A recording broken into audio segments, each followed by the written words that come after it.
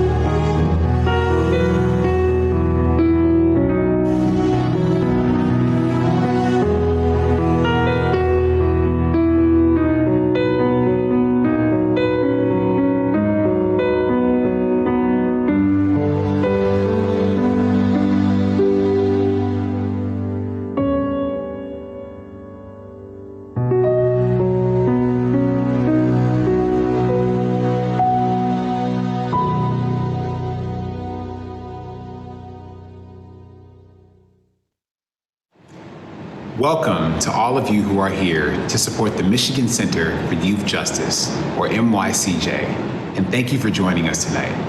I am Lieutenant Governor Garland Gilchrist. It is an honor to be here with you tonight. Governor Whitmer wanted very much to attend, and she sends her regards to everyone. The governor and I support MCYJ and are deeply committed to the policy goals that we share. Governor Whitmer's recent release of a proclamation in support of Youth Justice Action Month outlines these important goals, which include the establishment of a statewide data management system with uniform definitions to ensure the safety, equity, and well-being of children under court and state supervision. Development of diversion programs in every county as an alternative to formal adjudication, which are more likely to reduce recidivism than detention or confinement. Elimination of indiscriminate shackling for youth appearing in court, and the assessment and the collection of juvenile court fines and fees, and increasing protections for juvenile records, keeping hearing and case information private from the public, expanding the use of community-based services, which more effectively improve behavior, strengthen family connections, and reduce reoffending than detention or confinement. Together, we can transform the youth justice system in our state and become a leader for the rest of the country. Thank you again for attending this evening. I hope you will enjoy tonight's incredible lineup of youth justice advocates and entertainers.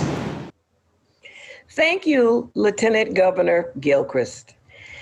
Good evening, everyone. My name is Hazelette Crosby Robinson, and I am the president of the Board of Directors for the Michigan Center for Youth Justice. I am thrilled to be here tonight and to have the opportunity to launch MCYJ's first ever virtual gala and fundraiser, Transformation Now, Building Community and Connections.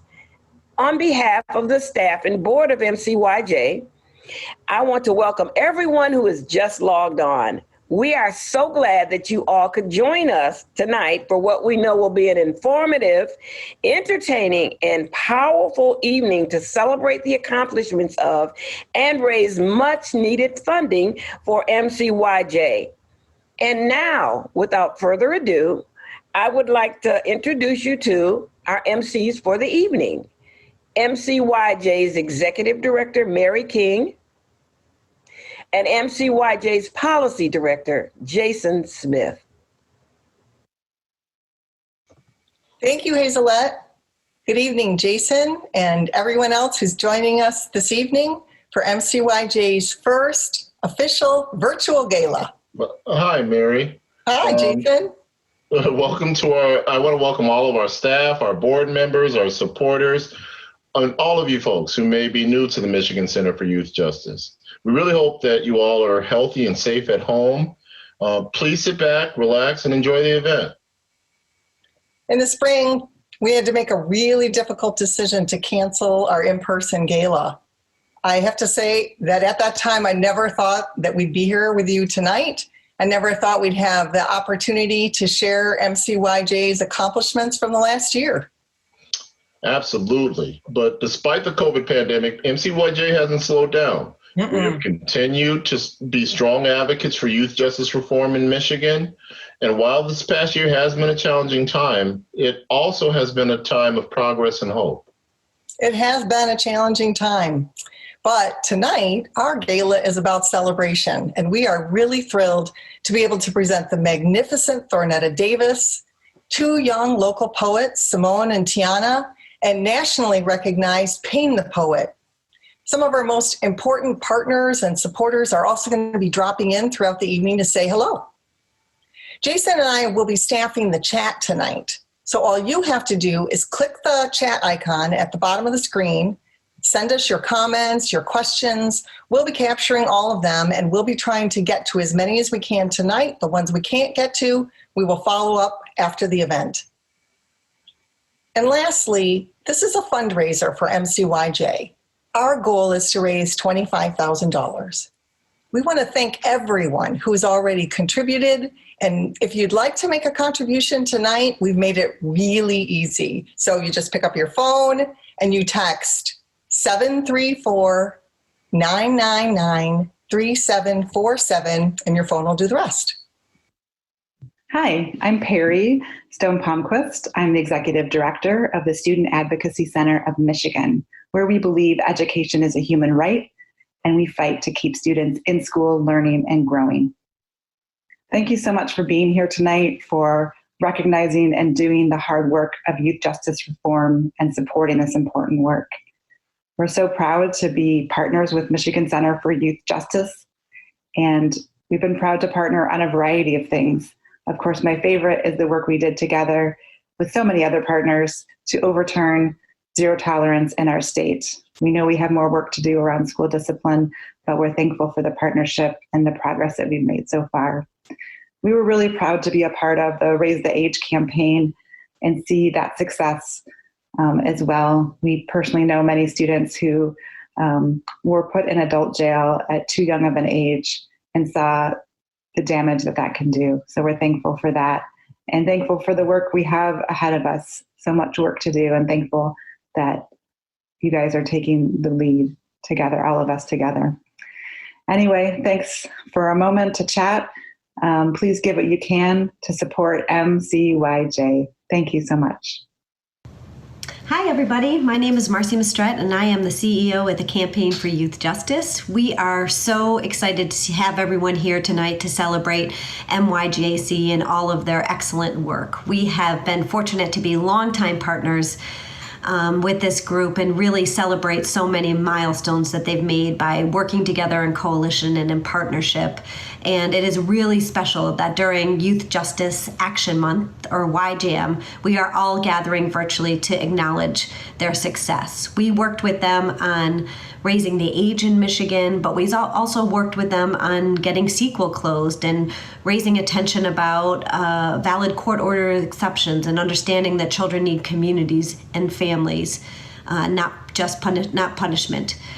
We welcome all of you tonight. We celebrate with you virtually, and we know how hard this work is and how much work there still is to do. So we encourage you to remain engaged with the excellent work of this coalition and donate what you can, whether that is your time, financial resources, networks, or being willing to reach out to your policymakers. Thank you so much, and congratulations again, MYJC. We are with you.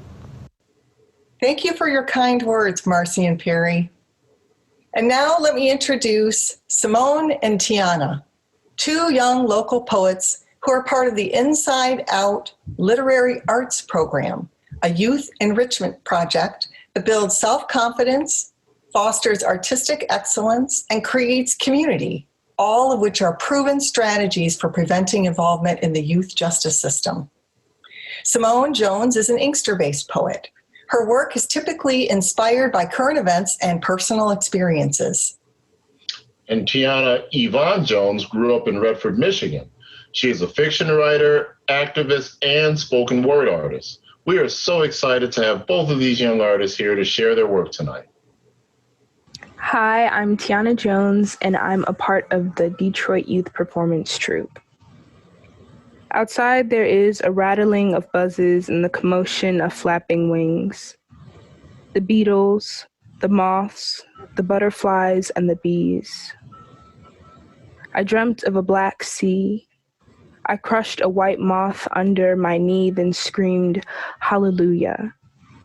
And I think that is what privilege feels like. A stinging on the brain, maybe freedom. I don't think saying a name is enough to stop the buzzing, the chance of 1,000 black bugs or the blood. I don't want to lose my hands or my life to a force of moths. The moths put on their white hoods, burn our neighborhoods down. Years later, they rip through our throats, knees on our necks, dressed in blue. They call us thugs, a soft word for nigger. Saying a name is not enough. Hi, I'm Simone Jones. I'm 18 and I'm a part of the Detroit Youth Performance Troupe. The poem I'm reading is called The Water. Since October 2019, I've been afraid to drink from my tap because at least 13% of Inkster is infected with lead. The city passes out complimentary water filters like face masks in a pandemic to account for the lack of tests. They know the filters are ineffective when used too often. Nothing ever really stays clean without the upkeep. The upkeep is just as expensive as the things we already can't have. Officials say take them, just in case you need them, though they never actually get around to checking the quality of everyone else's water.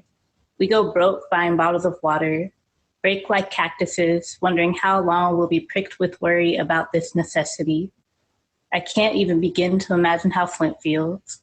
Clean water was never a problem when I lived in the rich white suburbs. We never worried about drinking water the color of our skin. It's August 2020. Flint has been afraid to drink from their taps since April 2014. There are Flints all over this country. Inequity loves the hood. This can't be a coincidence. I get it, I guess. Why remove the poison when you could just pump it into Black bodies, kill two birds with one stone, get us out of your neighborhoods, out of your minds, out of the world? We know y'all don't care. Racism is only now being declared a public health crisis in Michigan. Our voices have been drowned out for decades. It's a good thing we're resilient, though. We know the power of filtering out madness, of purifying ourselves like water. Thank you, Simone and Tiana, for sharing your poetry with us. We look forward to seeing much more of it in the years to come. Next, I am delighted to introduce tonight's keynote speaker, the Honorable Bridget Mary McCormack, Chief Justice of the Michigan Supreme Court. An NYU law graduate, Chief Justice McCormack started her legal career in New York City. In 1996, she joined the Yale Law School faculty, and 2 years later, the University of Michigan Law School faculty, where she was named Associate Dean for Clinical Affairs in 2002. Chief Justice McCormack joined the Michigan Supreme Court in January of 2013 and became its Chief Justice in January of 2019. In 2019, Governor Whitmer also appointed her as co-chair of the Michigan Joint Task Force on Jail and Pretrial Incarceration.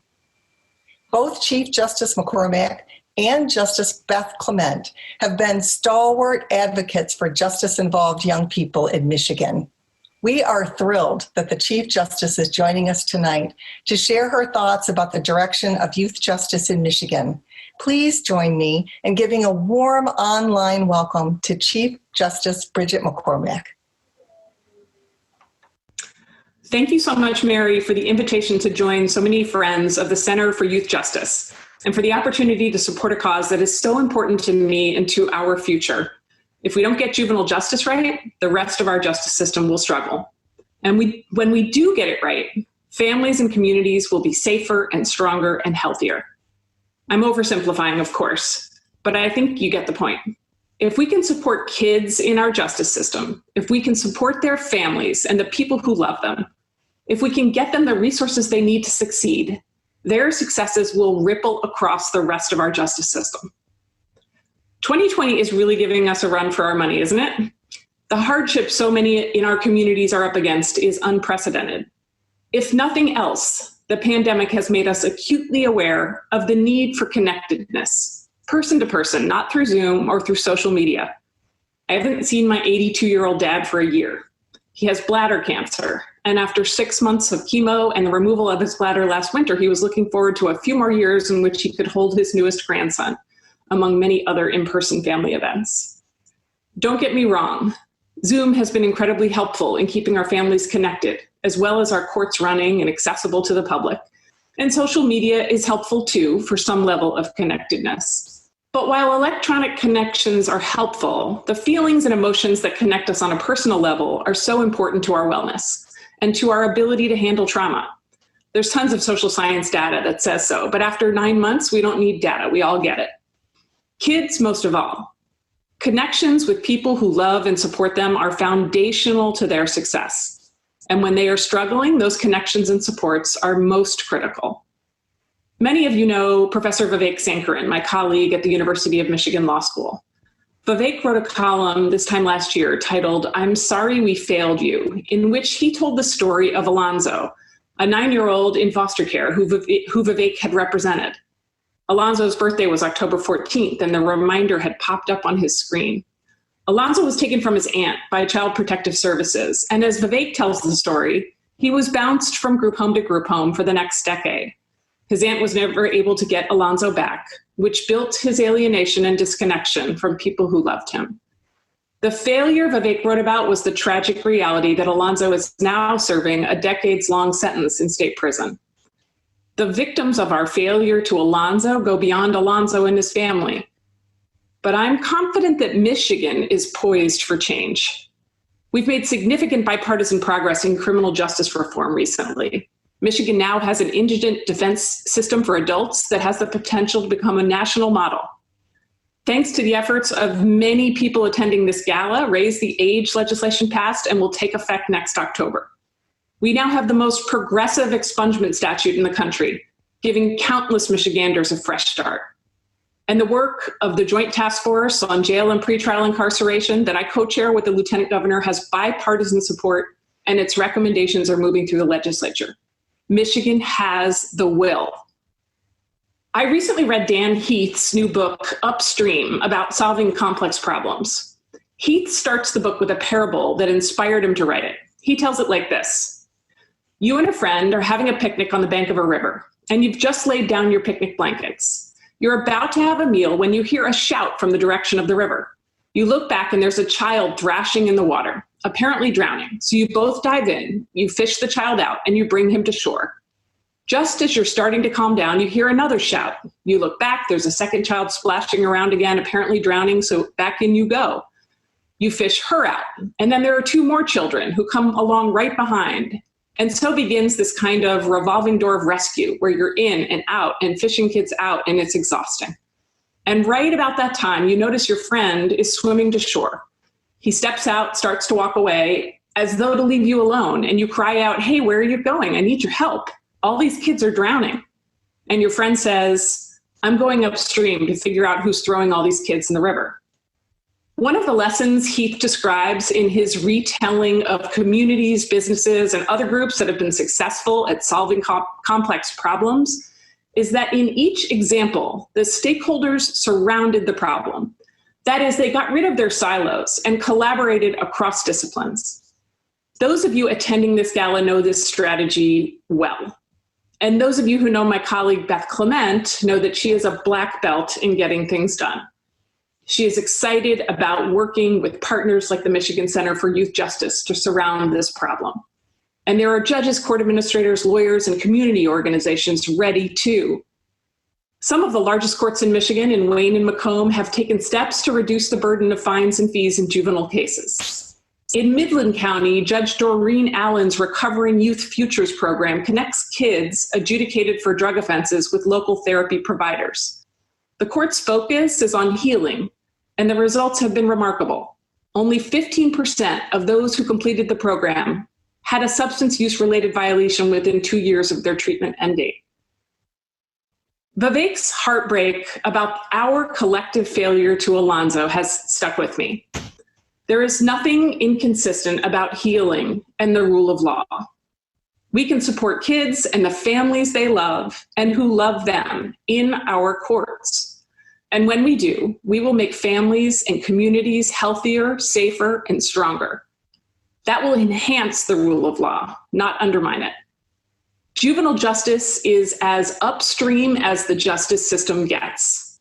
We have made great progress on many important downstream problems. Let's go upstream. Let's go tackle that guy who was throwing those kids in the water. Thank you for all of your efforts and your passion. Let's get to work. Thank you, Chief Justice McCormack. You and Justice Clement are both black belts in getting things done. Your belief that there is nothing inconsistent about healing and the rule of law is really inspiring, and I think it gives us all hope. Thank you. Hi, I'm Gilda Jacobs, President and CEO of the Michigan League for Public Policy. I'd like to thank everybody who is tuning in and watching this event and participating and supporting youth justice reform. The important work that our organization, the League, and the folks at MCYJ has to continue. It is very, very important work for today and for years to come. So just like to encourage everybody who is watching to give what you can and to support MCYJ. Thanks and have a great evening. Hey, this is Ricky Watson, Executive Director of the National Juvenile Justice Network. Just wanted to do a video real quick to let folks know that I think the Michigan Center for Youth Justice is awesome, and we couldn't be prouder to have them as a member.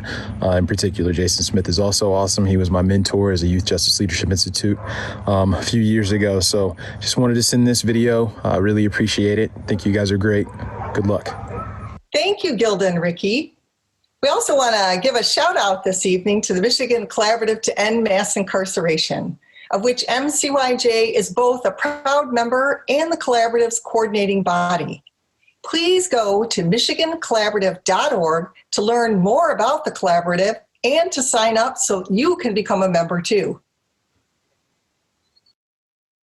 We'd like to take a few minutes now to share with you some of MCYJ's accomplishments over the past year, none of which could have been possible without your support. MCYJ led the advocacy effort that resulted in the groundbreaking Raise the Age legislation, which passed in October 2019. This historic reform ensures that children 17 years old and younger who get into trouble will be automatically treated as a minor and receive the rehabilitation services offered in the juvenile justice system. We also helped shine a light on the tragic death of Cornelius Fredericks, a 16-year-old child housed at Lakeside Academy. And we also found there a documented pattern of mistreatment of youth at Lakeside and at other facilities owned and operated by Sequel Youth and Family Services. We called for an immediate closure of Lakeside, an end to for-profit youth facilities in Michigan, a prohibition on the use of dangerous physical restraints, and for greater oversight and accountability for all residential facilities serving our children and our teens.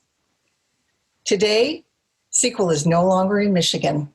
Lakeside and another facility managed by Sequel have both been closed, and the state is engaged in a robust process to change the policies and improve the culture and ensure accountability in youth residential facilities in Michigan.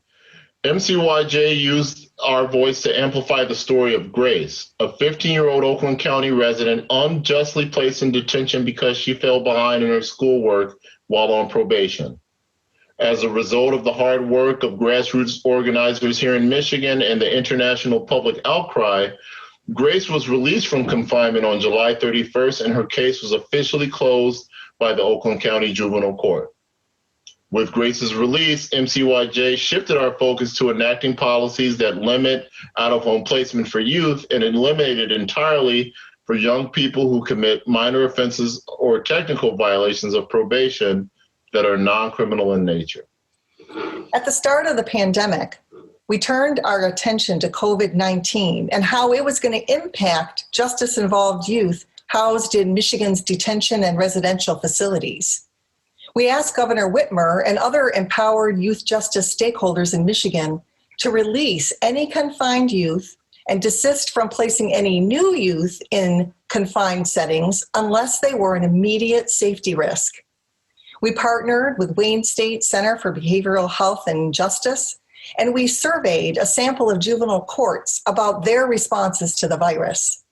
Our co-published report, COVID-19 in the Michigan Youth Justice System, Crisis, Response, and Opportunity, documented the urgent need to pay attention to youth in confined settings. It also showed how the courts that we sampled swiftly decreased the number of youths housed in their detention centers. With the pandemic still on the rise, MCYJ will continue to advocate for safe reductions in the number of youths that are housed in Michigan residential facilities. Finally, MCYJ raised awareness that a young person's court record does not disappear when they turn 18 years old, and that those records will impact them long after they reach adulthood. Then we worked with state policymakers to advance legislation that would automatically seal most juvenile records after a youth's court supervision ends, while also making them non-public. Like the adult expungement legislation that was recently signed into law, we hope to see that these youth-focused expungement bills will reach Governor Whitmer's desk and receive her signature by the end of the year. I'm Atasi Uppal, Senior Policy Attorney at the National Center for Youth Law.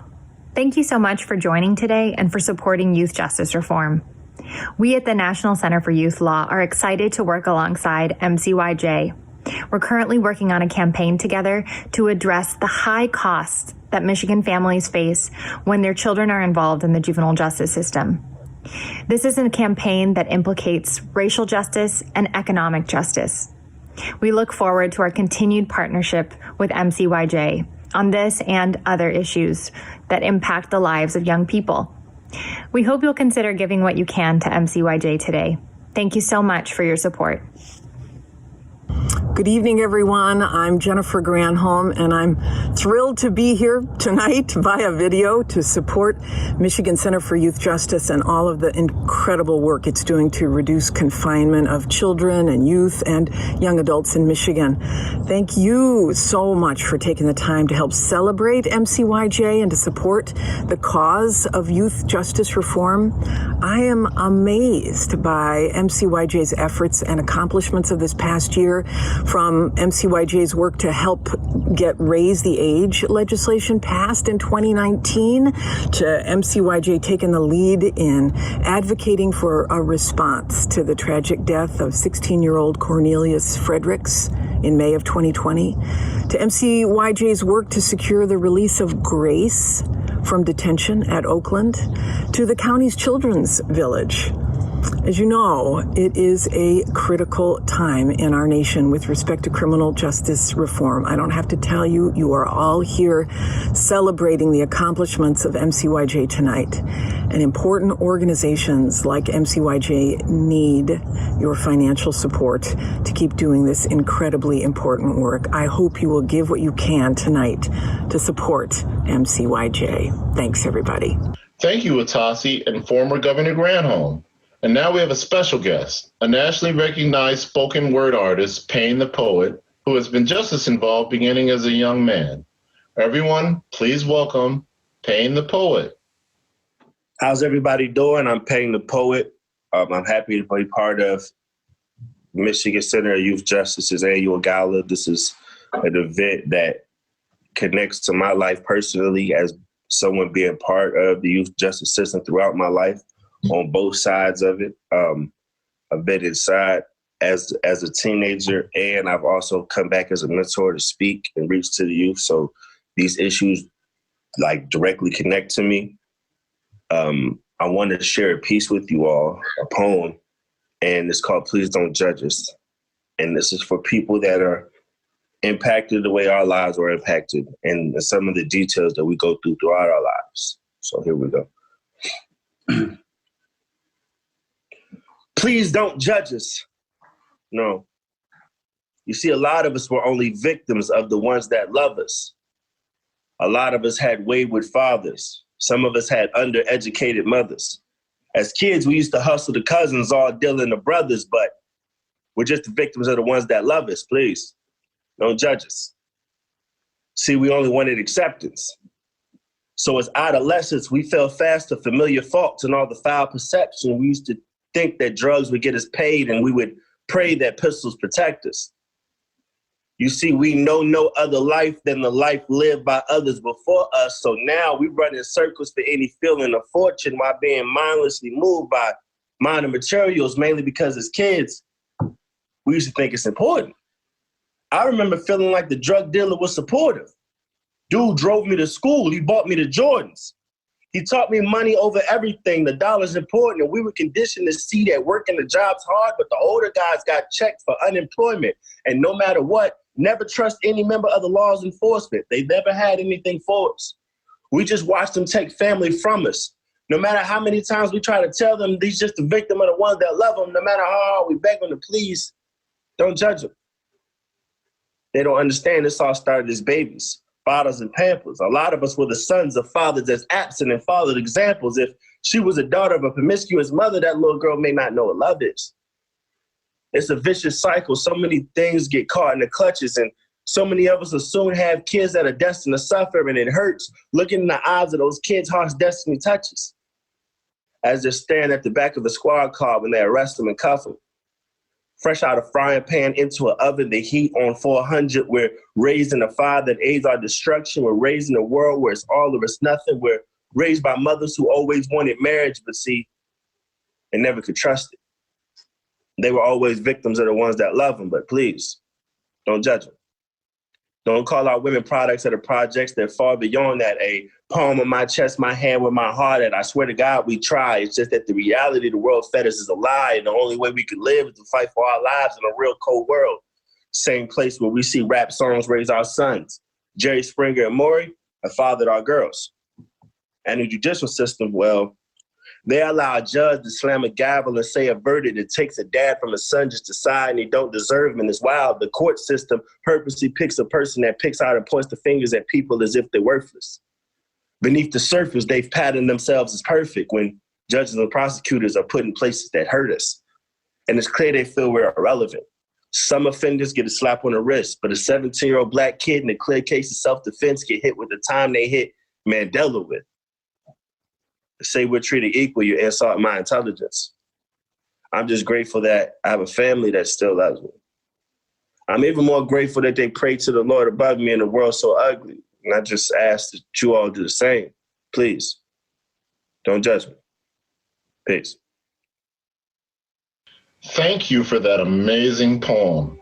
And good luck with all the great work you are doing to help youth in detention centers around the U.S. MCYJ has so much planned for the coming year, don't we, Jason? The Raise the Age legislation calls for full implementation to begin in October of 2021, and MCYJ will be at the table making sure that that happens successfully throughout the state of Michigan. For our youth justice system to be truly fair and effective, we must advocate for a statewide data collection system.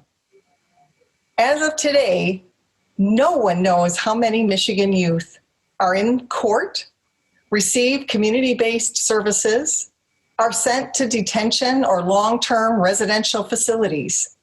There is no required statewide collection of their demographics, like their age, their race, their gender, nothing around types of offenses or rates of reoffending.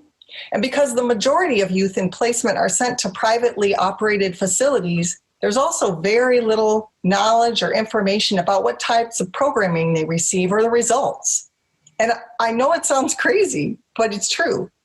On any given day, there is no one person in Michigan who can tell you where all the justice-involved youth are located and how they're doing. And that has to change. MCYJ will also work to reduce racial inequities in the use of confinement in the youth justice system. To that end, we have 3 new campaigns we are rolling out this year. 1, we will work to improve the quality of juvenile defense for indigent youth. Number 2, we will work to eliminate court debt that disproportionately impacts youth of color and their families and is especially harmful because the pandemic has caused financial instability for so many Michigan residents. And 3, we will work to stop the criminalization of youth who commit status offenses such as running away from home, missing curfew, or skipping school. Behaviors that are not criminal, but when our response is punitive instead of therapeutic, can result in the pipeline to prison. Just a quick reminder that we are also auctioning off some incredible vacation packages to benefit MCYJ this evening. The link to the auction is available in the chat room. My mom won the bid for an Alaskan cruise for 2 at a previous gala. She invited me, and we had a blast on the trip. It is now my pleasure to present this year's MCYJ Youth Justice Champion Award. Every year, we honor an individual whose work and commitment led to a significant improvement in youth justice policies or legislation in Michigan. 2020 has seen a rise in attacks against reputable journalists. Their investigations have shed light on, among other things, the many instances of inequitable treatment of Black Americans by the police and the justice system. We believe it is time to honor a Michigan-based journalist whose reporting made a significant impact on youth justice this year, both in Michigan and on a national level. Tonight, I have the honor of presenting the MCYJ Youth Justice Champion Award to Mike Krafsick, a reporter for WWMT TV in West Michigan. Mike's tireless coverage of the tragic death of Cornelius Fredericks, a young person housed at Lakeside Academy in Kalamazoo, helped bring awareness of this child's senseless and avoidable death to the public and to key decision makers.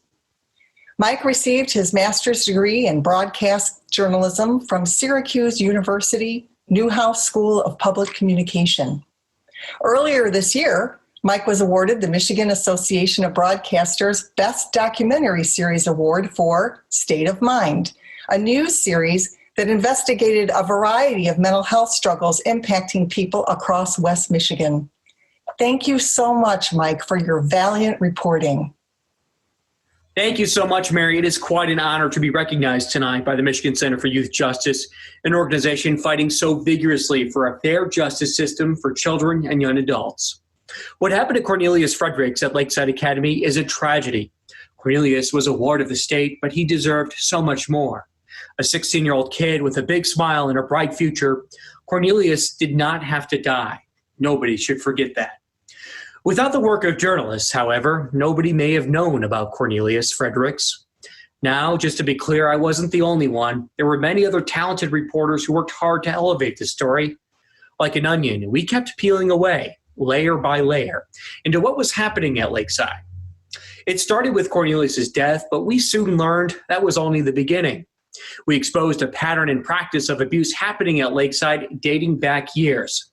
And we also found out the for-profit company that contracted services at Lakeside had its own track record of abuse at facilities all across the country.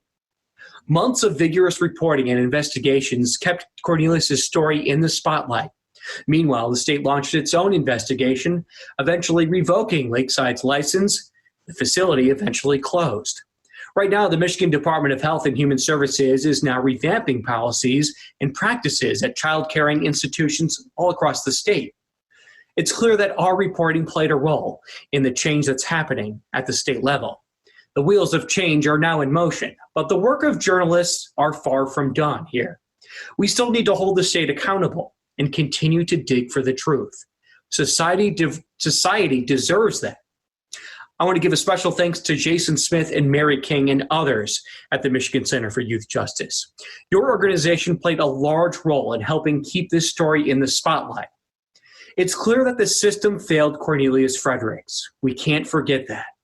But we have a bigger role to play. We all need to continue to do the work to ensure something like this never happens again. Thank you very much. Thanks again, Mike. I wish I could hand you this award in person. We appreciate your commitment to educating the public about the problems in our youth justice system. Keep up the great work. It is now my distinct pleasure to introduce you to an incredible singer and entertainer, known to most of you out there as Detroit's Queen of the Blues. Ladies and gentlemen, the fabulous Thornetta Davis. Hello, Detroit's Queen of the Blues, Thornetta Davis here. And I'd like to thank the Michigan Center for Youth Justice for having me perform for you all. I'd also like to ask anybody watching this video right now to donate. The money goes to a very worthy cause. It goes to our youth who are in the community who need your help right now. So please donate. The first song that I'm going to do for you guys is by one of my favorite artists, Mr. John Lennon, and the song is called Imagine.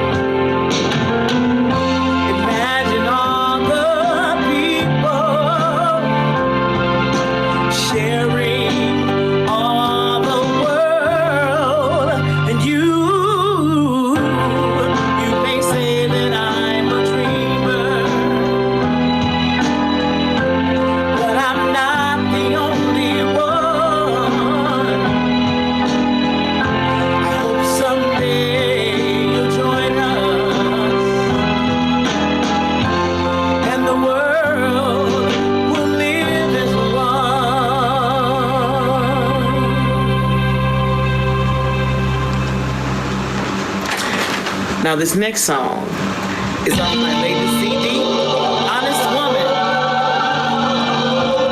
Set me free, yeah. Oh, please come down and set me free, yeah.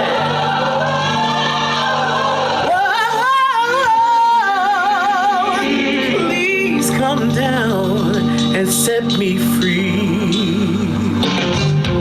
Sitting here, waiting for the world to come to me. I know I got what it takes, but the fear won't set me free.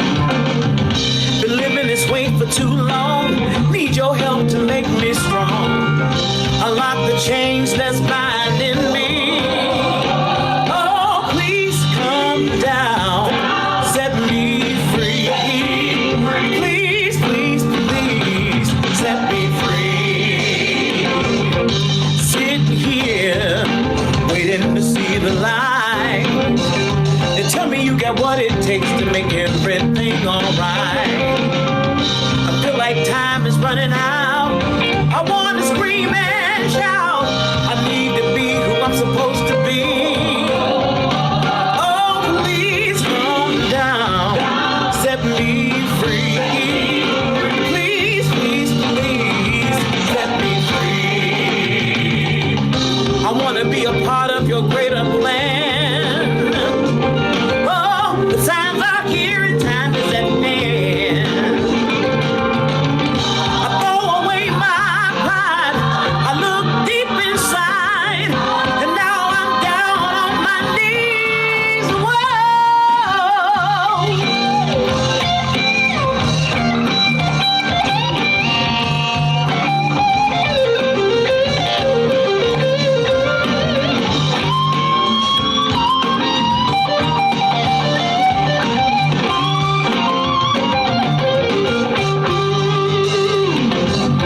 Sitting here, I know you hear my cries.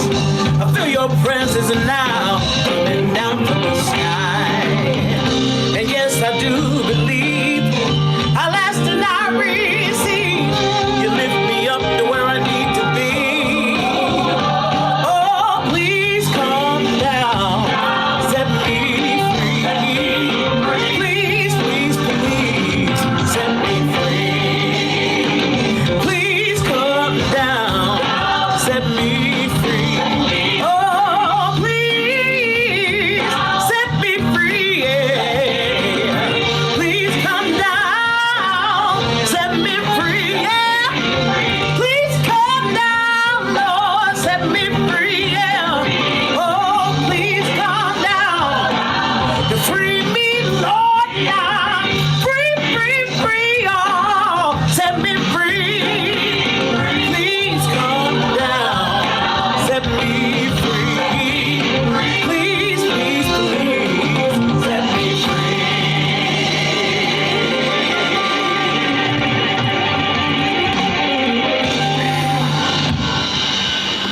God bless you. See you soon. Thank you, Thornetta. That was amazing. Thank you so much for sharing your incredible talent and your voice with us tonight. For those of you who'd like to follow Thornetta, you can do so at thornettadavis.com. So we've come to the end of our first virtual gala. We hope that you've enjoyed both the presentations and the entertainment. I want to leave you this evening with some exciting news. I will be transitioning my role at MCYJ and stepping aside as Executive Director effective January 1st, at which time I will be passing the baton to the incredible Jason Smith. To ensure a smooth transition, I will remain with MCYJ in a limited supportive capacity through June of 2021. I know that I am leaving MCYJ in very capable hands. Jason Smith has been with MCYJ for the past 6 years, and for the past 3 years, he has served as our Director of Youth Policy. He's led our campaigns on raising the age, eliminating juvenile court debt, increasing record confidentiality, and instituting an automatic expungement process, all of which you've heard about this evening. He is super smart, caring, and committed. To know Jason is to love Jason. I am confident that as the new executive director, Jason will successfully move MCYJ's work forward in the coming years and grow our community of support. Jason, I'm handing this final part of the evening over to you. I want to thank you, Mary, for all of your work over the years to get MCYJ to the position we are in today. An agency with a clear mission and focus that is recognized both statewide and nationally as Michigan's youth justice advocacy organization. Because of your leadership, MCYJ is in a strong position to continue our work to ensure that Michigan's youth justice system is fair and effective for all. I also want to thank MCYJ's board of directors for having confidence in my ability to lead MCYJ into the future. I know that I have some big shoes to fill, but we have strong staff, contractors, interns, and volunteers that will support me as I make this transition. I'm really excited for the opportunity to become MCYJ's next executive director, and I look forward to engaging with our partners and supporters in this new capacity. And finally, on behalf of the staff and board at MCYJ, I want to thank everyone who took the time to attend our first virtual gala. Many thanks to our outstanding presenters and entertainers, to the MCYJ staff who put this all together, especially David, Afaf, and Heidi, and to our foundation supporters. I want to thank those of you who have supported us in the past and the new folks who have joined us tonight for the very first time. We look forward to seeing you again soon, and have a wonderful evening.